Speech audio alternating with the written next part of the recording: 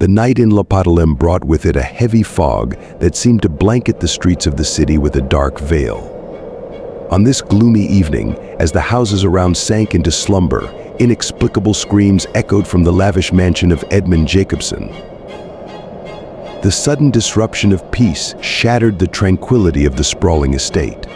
Servants, bewildered and alarmed, rushed to the source of the sounds only to find their master, Edmund Jacobson, lying lifeless on the floor of his study. The face of the wealthy merchant was contorted with horror, his hands clenched in spasms. The room was filled with the scent of bitter almonds, unpleasantly stinging the nostrils.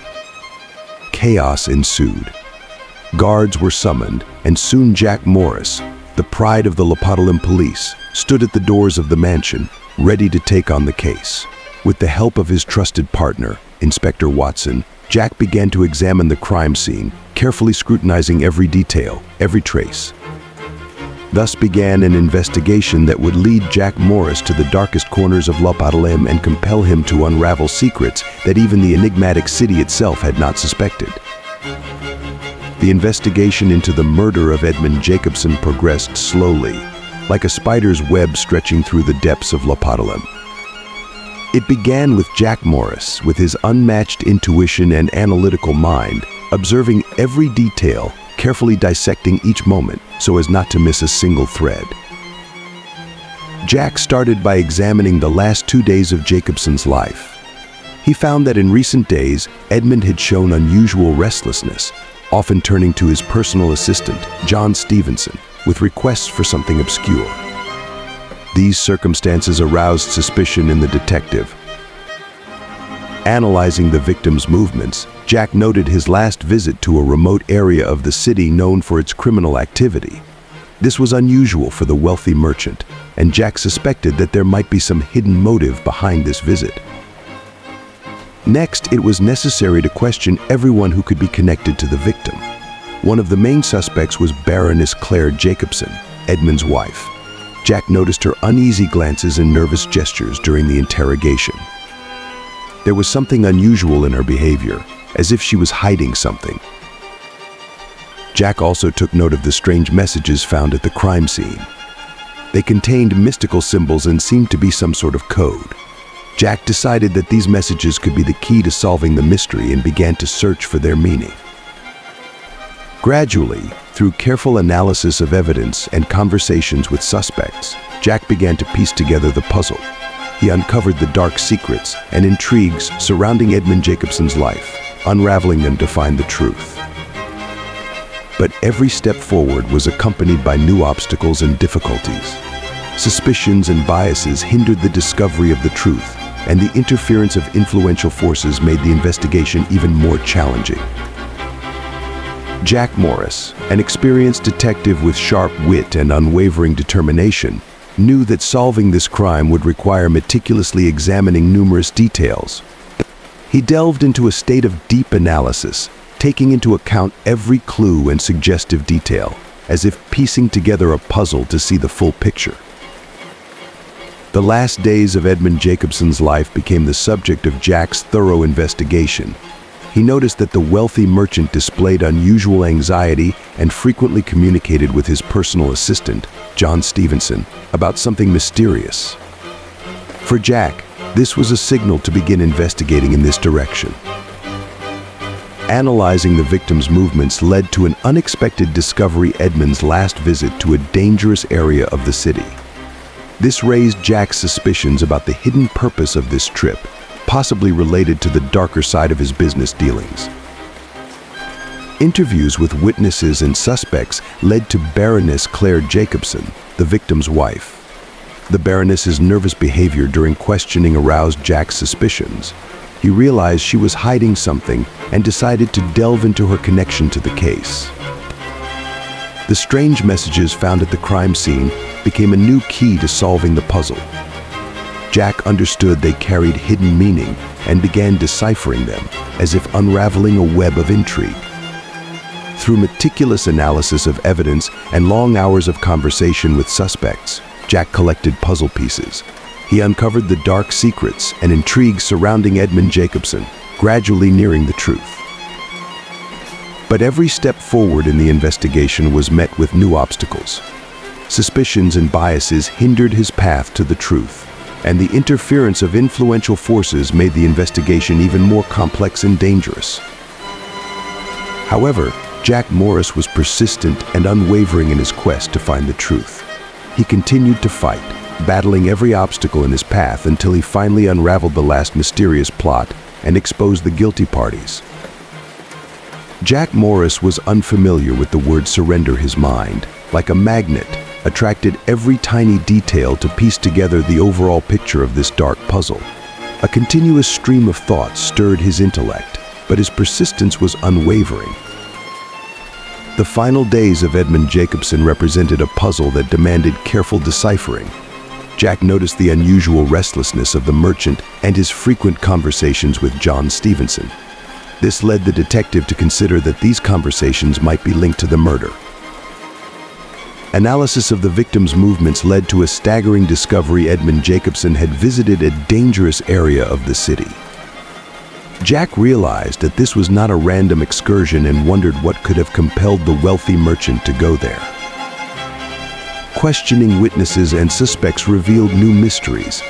The looks and nervous gestures of Baroness Claire Jacobson told Jack that she was hiding something important. He understood that the key to solving the case might be connected to the victim's wife. The strange messages found at the crime scene became a mysterious link in the chain. Jack felt that they held deep meaning and began meticulously analyzing them to uncover their hidden significance. Through hours of conversations with suspects and painstaking analysis of evidence, Jack collected every puzzle piece. He revealed the dark secrets associated with Edmund Jacobson and slowly but surely approached the truth. But at every step, his investigation encountered new obstacles. Bias and the intervention of influential forces created difficulties. However, Jack Morris was undaunted. His determination was stronger than the toughest stone. Every day began with retrospection for Jack Morris. Sitting at his desk in his office, he scrutinized records of Edmund Jacobson's recent activities. He examined every entry about meetings, purchases, and phone calls. Not a single detail escaped his attention. Even the most vague suspicions or unusual actions became the focus of his analysis. Jack continued his investigation, delving deeper into the depths of information. His next step was to reach out to those around, those who knew Edmund Jacobson.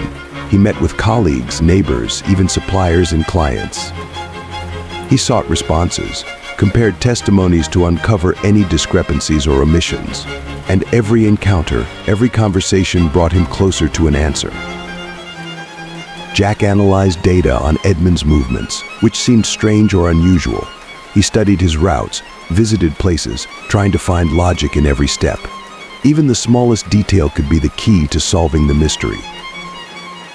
When it came to interrogations, Jack was persistent and unwavering. He asked questions, interrogated witnesses and suspects, digging for the truth. He paid attention to intonations, gestures, even the tiniest details of behavior, trying to figure out who was telling the truth and who was lying. Every day, starting from early morning, Jack Morris sat at his desk in his office, surrounded by walls of shelves filled with folders containing records and photographs. His first task was a careful examination of records detailing Edmund Jacobson's recent activities. He reviewed every entry about meetings, purchases, and phone calls, ensuring no smallest detail escaped his attention. Even the most vague suspicions or insignificant events became the subject of his analysis. Then Jack moved on to the next stage of the investigation, reaching out to those around, those who knew Edmund Jacobson. He met with colleagues, neighbors, friends, and even casual acquaintances to gather as much information as possible. He clarified details, checked alibis, delving into the depths of information and comparing testimonies to uncover any discrepancies or inconsistencies. Jack meticulously analyzed data on Edmund's movements, particularly focusing on unusual or strange occurrences. He studied his usual routes, visited places, and the time spent at each location. Even the smallest detail could be the key to solving the mystery, and Jack didn't miss any opportunities to discover them. When it came to interrogations, Jack was persistent and unwavering. He questioned witnesses and potential suspects in detail, digging for the truth. He analyzed their testimonies, paying attention to intonations, gestures, and the tiniest details of behavior, aiming to identify who was telling the truth and who was lying. Finally, Jack focused on analyzing the evidence found, including the strange messages discovered at the crime scene. He scrutinized every symbol, every letter, striving to uncover their hidden meaning that could lead him to the culprit. After many hours of relentless analysis and interrogations, Jack Morris began to notice certain patterns in the testimonies of the suspects. He identified several key aspects that seemed suspicious to him and decided to delve deeper into them. The first step was a thorough comparison of the suspects' alibis with Edmund's movements. Jack discovered some discrepancies in their stories, which raised his suspicions.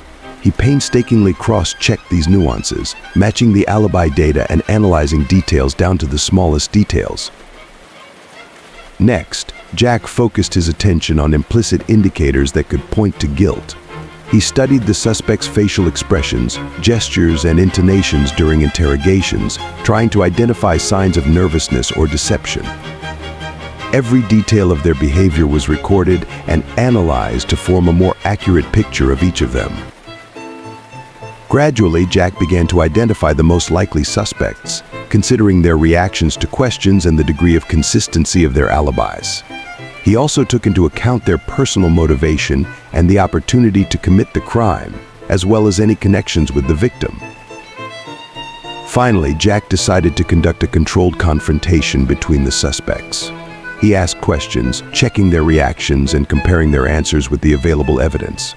Ultimately, one of the suspects began to show signs of anxiety and uncertainty, confirming Jack's suspicions. After a prolonged period of analysis and interrogations, Jack Morris began to notice some inconsistencies and ambiguities in the testimonies of the suspects. He identified several key points that appeared suspicious to him and decided to delve deeper into their investigation.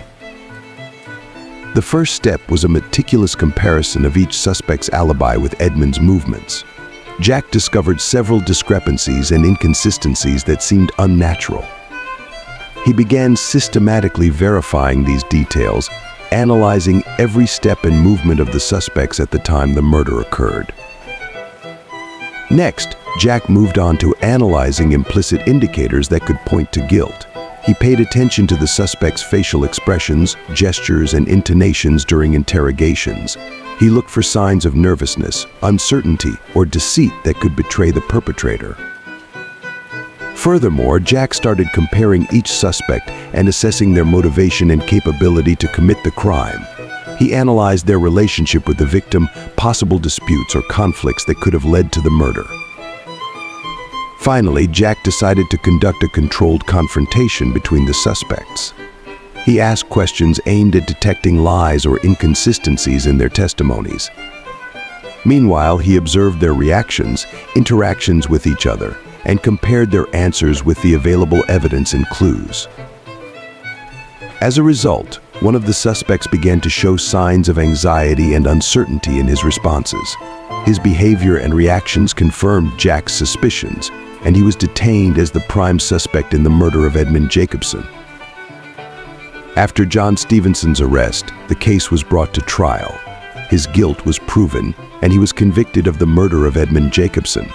Justice prevailed, and Jack Morris received well-deserved recognition for his persistent and professional investigation.